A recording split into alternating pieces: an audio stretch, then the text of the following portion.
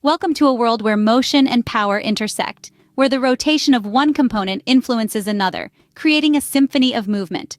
Welcome to the world of gears. Imagine two wheels touching each other, spinning in harmony. This simplistic imagery captures the essence of gears. Gears, in essence, are rotating machine parts having cut teeth, or cogs, which mesh with another toothed part to transmit torque. They are fundamental elements in machinery, enabling the transfer of motion and power from one part to another. Now let's delve into the design elements of gears, which are as intricate as they are fascinating.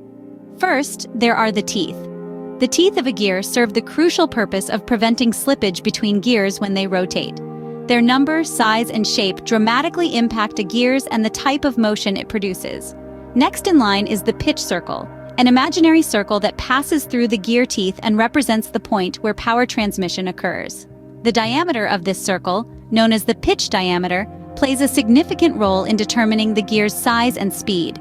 The third element is the face width, which is the length of the teeth in an axial direction. A wider face width provides a larger surface area for the teeth to engage, reducing wear and tear and increasing the gear's durability. Continuing our exploration, let's now consider the tip and the root of the gear. The tip of the gear is the outermost point of the tooth, while the root is the innermost point. This brings us to our next design element, the height of the gear tooth, which is determined by the distance between the tip and the root. Returning to our list, let's discuss the module. The module is a measure of how big the teeth are. It's the ratio of the pitch diameter to the number of teeth.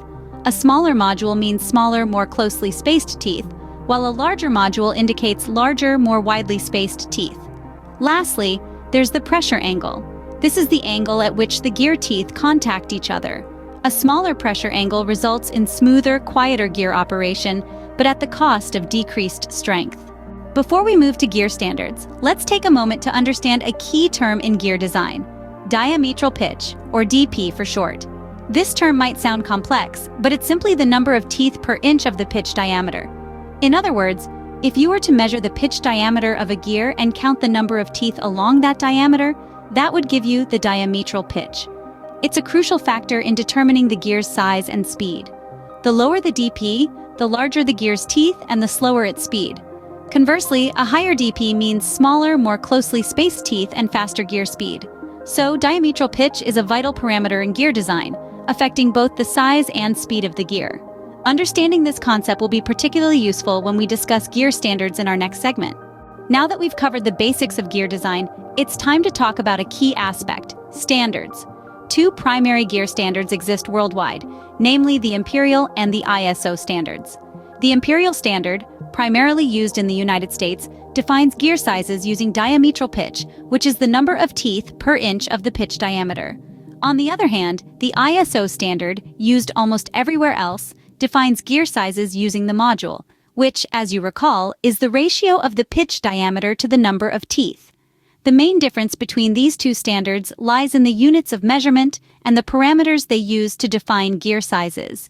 The Imperial standard uses inches, while the ISO standard uses millimeters.